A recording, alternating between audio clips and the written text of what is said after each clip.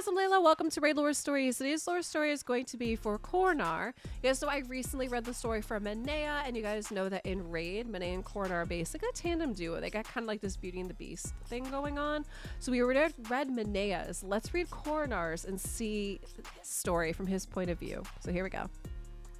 The tale of Marquess Khoronar has been told before, how the haughty nobleman was cursed by the Arbiter for his callous ways and lived as an imprisoned beast, but was yet redeemed by his love for Minea, who loved him in turn. As it was told and retold, often changed and abridged by mistake or for the sake of brevity, taste, and censorship, variations on its theme emerged, and the story was rubbed smooth of many details. Its archetype became embedded in the psyche of the humans of Teleria, especially among the romantic bannerlords from whom the most detailed retellings derive. At Tale's beginning, the Marquess is a man of monstrous character in a human body, and by its end, his monstrous body holds a true man's much changed and purified.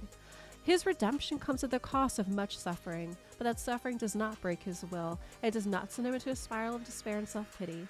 He continues to do right by himself and eventually learns to live for others as well. Most readily understand that Khoronar's suffering and healing are an allegory for the fatal flaws all people possess and must address, and of the power of love and mutual compassion.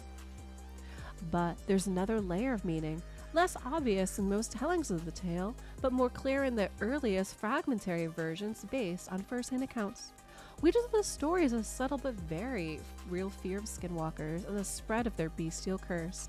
Although in the story, the righteous hand of the Arbiter is the one that damns Khoronar, every peasant hearing the tale knows that any one of them could also suffer the same fate, but from cruel random chance or lack of vigilance. All listeners know the vivid accounts of Khoronar's rampages aren't drawn completely from imagination, but yield from so many generations' traumatic memories of living with skinwalkers. Faithful tellings, however, are more than a simple cautionary tale, for the Khoronar fable is one of redemption and the Arbiter's forgiveness, and the tale is an allegory for what is possible for all skinwalkers. Though they are permanently changed by their animal possession, their minds and their souls are still capable of tenderness and love, valor and nobility. This story's heart reassures listeners that the terrible skinwalker curse does not have to truly mean the end. The most fascinating thing for some about Khoronar's tale is its end, or rather, its lack of a definitive end. Each ending has Minea slain and Khoronar triumphant but heartbroken, only for the Arbiter to appear once more and return Minea to life in acknowledgement of Khoronar's genuine turn of goodness. But afterward, the narrative diverges. The high chivalric tradition of Khoronar, from its romantic genre of literature, ends the tale with Khoronar returning to his human form, restored to his lordly title with Minea as his bride, their rule long and blessed. The Sacred Order's hatred of skinwalkers means that he cannot, in official canon, remain one and be a respected ruler. But folk tellings from Khoronar and the Lands of Rebirth often omit the Arbiter's lifting of the skinwalker curse from Khoronar. In this rendition of the tale, he remains a skinwalker and reigns regardless. This twist reveals the people's fear and uncertainties regarding the mere possibility of a skinwalker becoming a lord, or a lord becoming a skinwalker, and what would come of it. In yet another ending, Khoronar does not return to rulership at all, but still manages to live happily ever after with Minea, leaving his land and title behind along with his arrogance and cruelty. This ending is most loved among peasants. And then there is the most fascinating ending of all. Some say that the Arbiter told Khoronar that his debt to the force of goodness and light was still unbalanced and left Khoronar skinwalker, perhaps by his own choice. Minea, having been raised from death by the Arbiter, refused to be parted from his side.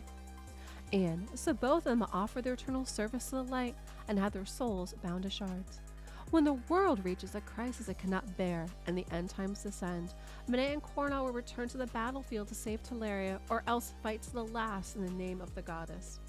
Okay guys, I do like this. I like this one in that they explored the different possibilities of the legend and the tale and the story, right? And they talk about it from different point of views. Like they talk about the story from the point of view of the bannerlords, they talk about the story from the point of view of the Sacred Order, and then they kind of leave it open-ended. Kind of like what they were saying is that one of the more popular things about this tale is it lacks definitive endings. Nobody really knows what happened. And I think that's such an interesting take on this story from Minea and Khoronar. Guys, I would love to know what you think for this story as well too. Drop me some comments down below, and thanks for watching.